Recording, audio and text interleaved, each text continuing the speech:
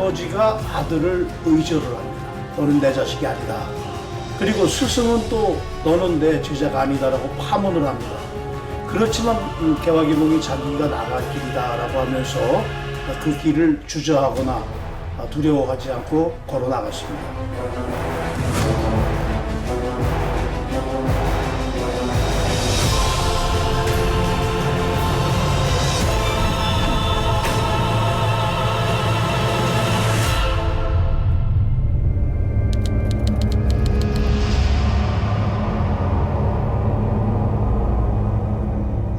유인식은 1865년 경북 안동 예안면에서 류필령의 장남으로 태어난다. 학문적으로 높은 평가를 받는 아버지 밑에서 류인식도 유학자로 성장한다. 할아버지 성격 굉장히 강직하셨는가 봐요. 불이 불선을 보면 참지 못하고 저 하셨는데 그때 할아버지께서 말씀하시는 나무도 너무 강하면 부러진다는, 그래서 항상 교육을 시킬 때 거기에 대해서 많이 교육을 시키는가 봐요. 1894년에서 1895년에 일어난 청일전쟁 당시 청년 류인식은 을미의병에 참여하면서 구국운동의 길에 들어선다. 그러던 중 서울로 갔다가 애국 계몽운동가였던 단재 신채호를 만나게 된다. 신채호는 류인식에게 책 한 권을 건네는데 그것이 그의 인생을 바꿔놓았다.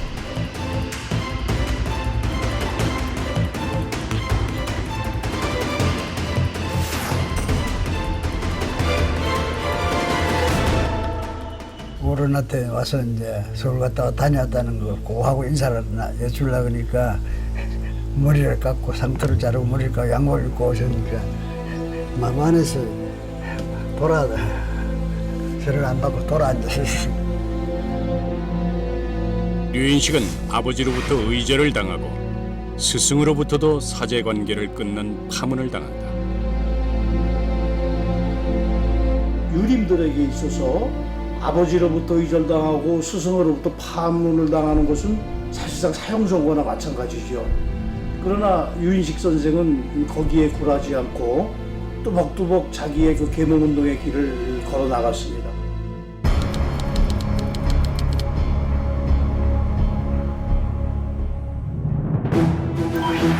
계몽운동가로 전환한 류인식은 1907년 안동 보수 유림의 완강한 반대를 무릅쓰고 협동학교를 세운다. 안동 지역 최초의 근대식 중등교육기관인 협동학교를 통해 보수 유림의 완관 풍습을 혁신하고 자주독립 사상을 키우기 위해 노력한다. 이 그 협동학교는 3년제의 그 중등학교였습니다. 이 학교에서 이제 중점적으로 교육을 시켰던 것은 신학문에 아주 대단히 그 주력을 했습니다. 그 신학문을 가르쳤다라고 하는 것은 안동 지역의 자제들을 교육시켜서 이 사람들을 국권회복이나 독립운동의 동량으로 키워내야 된다라고 했던 것이죠.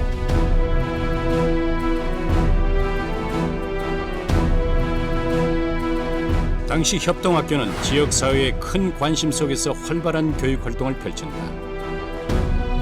그러나 1910년 7월 협동학교가 의병의 습격을 받는 불상사가 이런 갈등에도 불구하고 류인식은 흔들리지 않았다. 협동학교를 운영하는 10여 년 동안 80명의 졸업생을 배출하는데 이들 대부분은 독립운동가로 성장한다.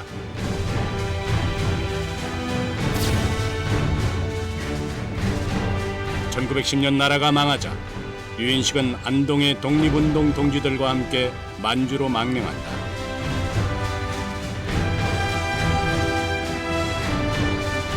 이때 이상용, 김동삼 등과 뜻을 모은다.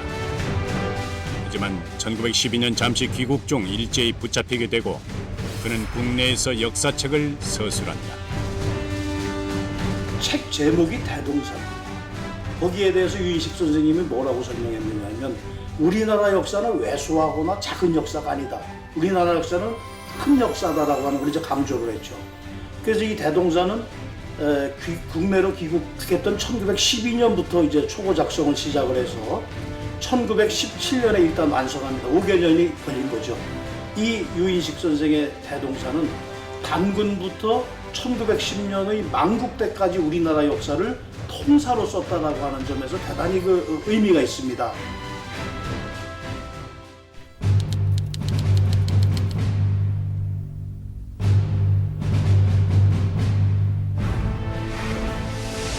이후 류은식은 안동 지역의 교육운동에 몸담으며 전국의 민족운동을 주도해 나간다. 이념과 사상을 넘나들며 독립운동 단체들을 다양하게 지원하는데 특히 노비를 해방시키는 데도 앞장선다. 노비 해방시키고 그 적서차별 폐지하고 그걸 하라고 직지범소했다. 해방시키면서 그 사람들 노비 해방시킬 때 그 사람만 해방시키는 게 아니고 토지를 줘서 보냈는 게 이거라도 농사 지어가지고 자립을 해가지고 먹고 살라는 거야. 그거 이제 해봐야. 노비제도는 1894년 갑오 개혁 때 공식적으로 폐지됐지만 노비는 여전히 존재하고 있었다.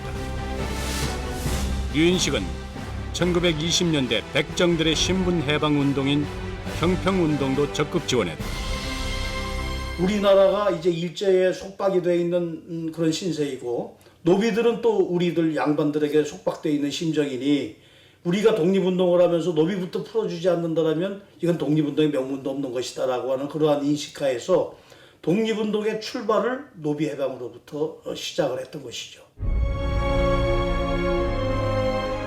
좌우익 세력이 함께한 항일 단체인 신간회 안동지회의 초대 회장까지 그의 구국 활동은 쉼없이 계속된다.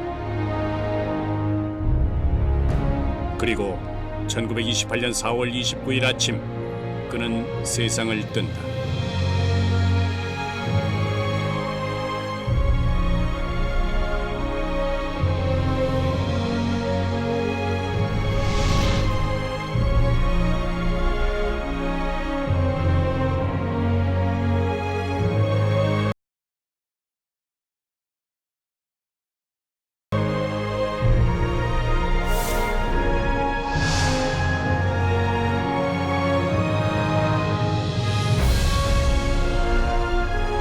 유인식에게 있어서 중요한 점은 독립운동의 방법론을 다 아우르려고 했다는 점입니다.